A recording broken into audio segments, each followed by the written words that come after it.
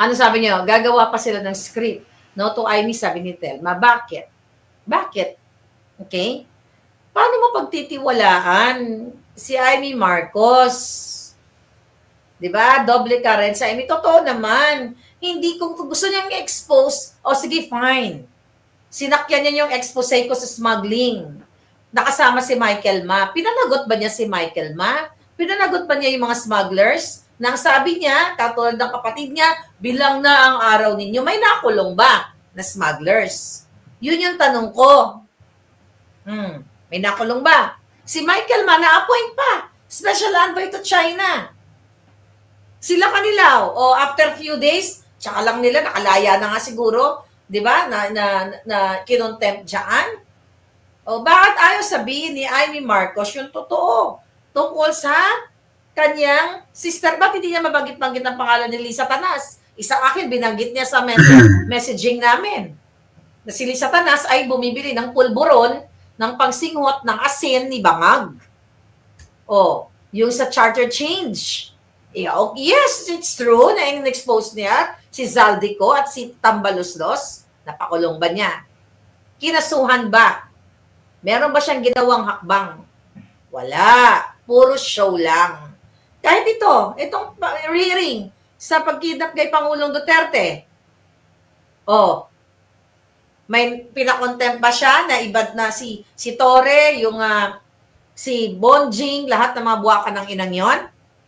Puro na, naglulukuhan tayo dito. Hindi natin kailangan ng senador na naglalaro na, ay naku, ano ba yan, mga kajotahan? Hindi pwedeng ganun, mga kababayan. Tapos ngayon, magpapaloko na naman kayo. Basta ako Duterte 10, if you want to vote, who's that? Si Gringo Nasan, sabi nyo, you vote for him. Yung basta 10, ako, bahala kayo kung sino yung 12. Basta, 12 yung dalawa. Basta wag lang yung Marcos. Never again. Yan ang tandaan ninyo. Hindi, nako. Bakit? No to Amy. Tapon nyo na yan, tapos na yan eh. Tapusin nyo na yan. Ilang, ano bang nagawa niya si Senado? So, ganun na lang ba tayo? Dahil isa, pwede kasi magdrama yan eh. Ito, magdrama tayo. Kunyari, buboljakin ko kayo para mapakitang gilas ako sa taong bayan. Na yung kapatid ko, binuboljak ko at yung pinsan ko. Then after that, pagpipiestahan, pag-uusapan ng mga ng mga media, pag-uusapan sa social media, then next? Tapos, isang expose na naman, so walang aksyon, walang ginawa. Alam mo, magnanakaw ang kapatid mo, magnanakaw kayo. Di ba?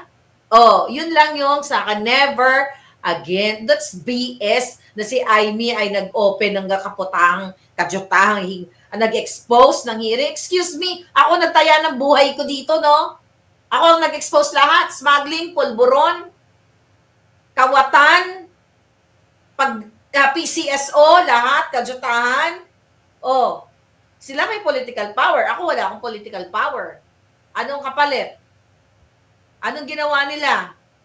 Paninindak. Pagpapabricate ng crime diyan sa Pilipinas. Anong kapalit kay Amy Marcos? Para iboto nyo dahil eleksyon na? Julul. Huwag kayong sisindak. Anong ginawa? Sige nga. Kung mapapakulong niya si Michael Ma at magsalita siya about kay Michael Ma, na yan, nandyan. Okay? Special envoy to China, pero sangkot sa smuggling. Pinangalanan sa Kongreso, Senado, wala silang hearing-hearing. Pinatawag ba ni Amy nga yan?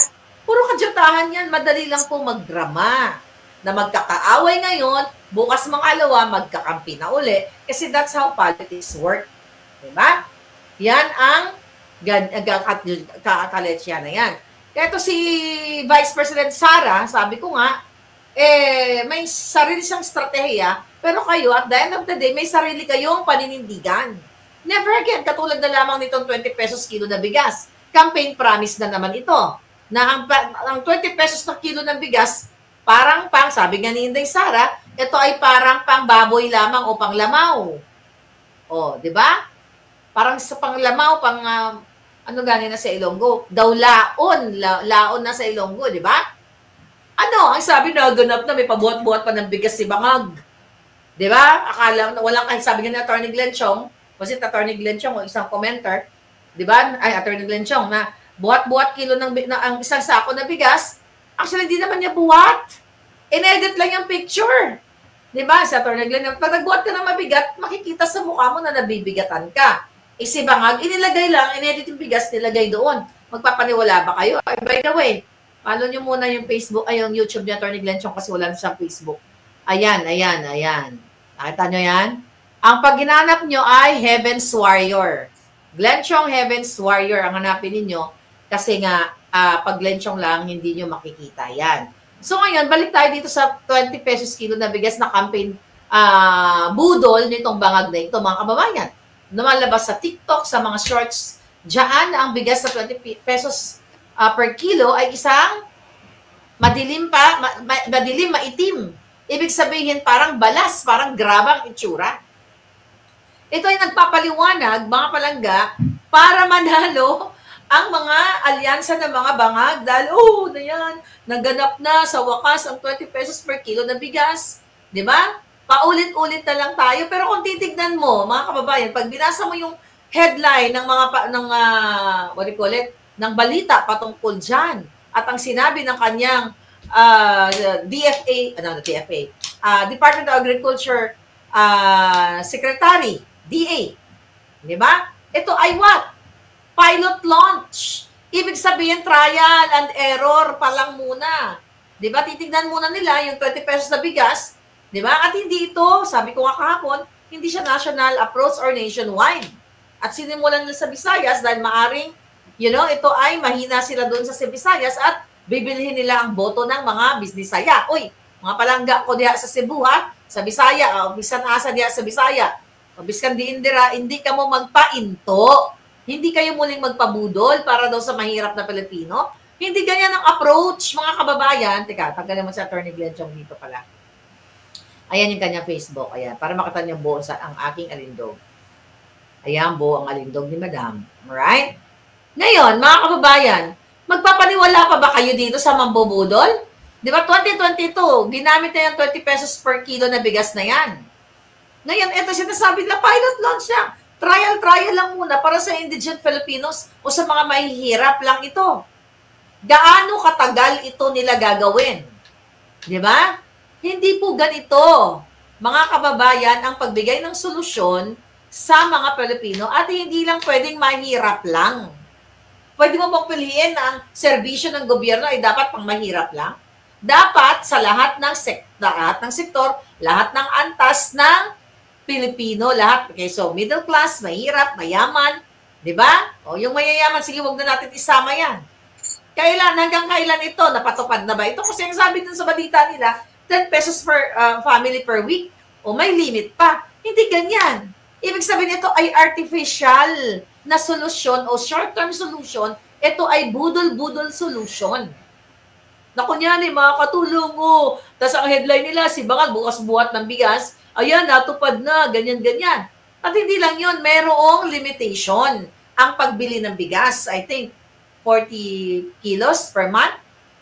40 kilos per month per family. Gaano ba kayo kadami kumain ng bigas? Di ba? Ngayon, hindi puro na lang sa mahirap, puro ka lang sa mahirap. Bakit kayo ang target market nito? Or, kayo yung laging sinasabi mga nasa dulo ng laylayan, marginalized Filipino chuchu. Kasi kayo yung gagamitin. Di ba? Kasi yung mga matatalino, like yung middle class, not only yung mga mahirap, marami matatalino sa mahirap. Siguro sabihin na natin yung mga hindi masyadong educated pagdating sa pagboboto, no? At ito ay kumakalam ang kanilang sikmura. Bakit kayo po yung tinatarget na bigyan ng ganitong pangburak na bigas? Kasi kayo yung na pwedeng mauto nila. Pero dahil sa vlog natin ito, huwag kayong magpapauto. Diba? Kasi ang tema niyan, maganda yan kasi makakatulong si Bangag sa mahirap, 10 pesos, ay 10 kilogram per week, 40 kilogram per month, sa 20 pesos, pero hindi naman malamon. Diba? At sinabi mismo ng DA, mga kababayan, na mga Bangag, na inamin nila na ito mayroon silang logistical logistics challenge na kailangan daw ayusin muna bago ito maging nationwide kasi pinag-aaralan, di ba? Ganyan ang sabi ni Clarissa Taratara. Pinag-aaralan na po namin yan. Ang bangag na administrasyon. Papunta na po tayo dyan. Sa maitim. Na parang ikinula. Kikukula na po, di ba? Mga ganong kadyatahan. Kaya ginaya siya ni Inday. Kasi talaga mga Alaska nito, di ba? Pag hindi niya alam ang sagot, kakausapin po natin yung mga, mga chupa-chuchu na mga sekretary. Pag-aaralan po natin yan. Buha ka nang puro na lang pag-aaral bago mong ilabas ang ganyang klaseng solusyon, which is hindi solusyon, ay napag-aralan. Hindi yung pag-aaralan pa lang. Meron logistic challenge, chuchu-chuchu, kailangan daw ayusin muna bago ito isakatuparan sa buong planeta, ng buong kalawakan ng Pilipinas. At, baka ito ay, matagalan pa and everything. So, asaan yung urgent? Asaan yung right there and then na solution? Yung agarang solusyon. Wala. Diba? Kasi ito ay panakipbutas, short term, ito ay panandalian lamang na pagbaba ng presyo ng bilihin. Dahil magkakaroon ng paggamit ng taxpayers' money. Dahil ang palay pa lang ngayon, di ba? Kung tama ba ang 21 pesos? Di ba? 21 pesos ang palay. Pagkano ba palay? Tapos magbebenta ka ng 20 pesos per kilo na bigas. Anong kadyatahan yan? Ibig sabihin, gagamitin ang pera ng bayan, mga palangga, para palabasin sa inyong mga maralita, mga marginalized Filipinos, mga chuchong ganyan, para ipalabas nila kunyari maganda, para sa mahirap, para sa mga Bisaya ba, na ang ginagawa ni Bangag. Kasi mapatutupad na ang 20 pesos per kilo na bigas. Pero sabi ko, hindi ito panghabang buhay. Ito ay short term lamang, pang-eleksyon lamang. Yan ang katotohanan yan, mga kababayan. So ngayon, magpapabudol ba kayo?